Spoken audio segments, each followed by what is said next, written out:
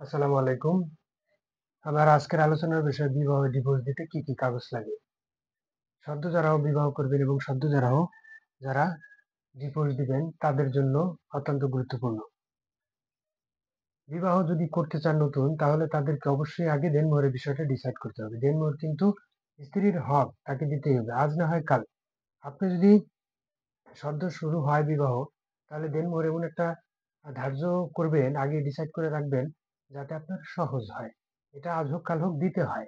এটা যদি এই দুনিয়ায় না দেন, তাহলে কি কিয়ামতের দিনও আপনাকে এটা দিতে হবে। এই কারণে দেনমোহর যাতে আপনার সাধ্য মতো আহ, দিতে পারেন, যতটুকু ততটুকু আপনি ধার্য করবেন।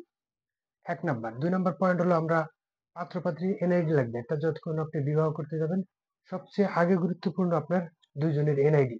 পাত্র এবং পাত্রীর এনআইডি হলেই চলবে। 2 নাম্বার হলো এক কপি ছবি। পাত্রের 1 কপি ছবি, ছেলে এবং মেয়ে দুইজনের 2 কপি ছবি লাগবে। দুইজন সাক্ষী লাগবে। বিবাহের আনুষঙ্গিক খরচ। এই কয়েকটা জিনিস অত্যন্ত গুরুত্বপূর্ণ। আর তালাক দিতে গেলে 1 নাম্বারেই লাগবে কাবিননামা। কাবিননামা লাগবে। 2 নাম্বারে দুজন সাক্ষী লাগবে। 3 নাম্বারে নোটিশ পাঠাতে হবে। নোটিশ না পাঠালে তার আইনত শাস্তিযোগ্য অপরাধ। আর আনুষঙ্গিক কিছু খরচ।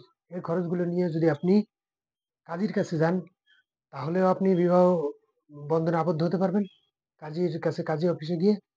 আর যদি আপনি চান যে আমি এফিডেভিট সহকারে, অনেক সময় দেখা যায় এই মামলা মোকদ্দমা নিয়ে অনেক ঝামেলা বা থানা কোর্ট কাছারি হয়, এই কারণে আপনি অনেক সময় কোর্টে আসতে পারেন। কোনো উকিলের কাছে যদি যান, তাহলে এফিডেভিট সহকারে একটা বিবাহ ব্যবস্থা করে থাকে। এটা আপনার নোটারি হয়ে থাকে, যার কারণে আপনার ওই মামলা মোকদ্দমা করতে গেলে পুলিশকে এটা দেখালে আপনি সহজে প্রতিকার পাইতে পারেন, এবং ওরা সহজেই বুঝতে পারে যে এটা কোর্ট ম্যারেজ।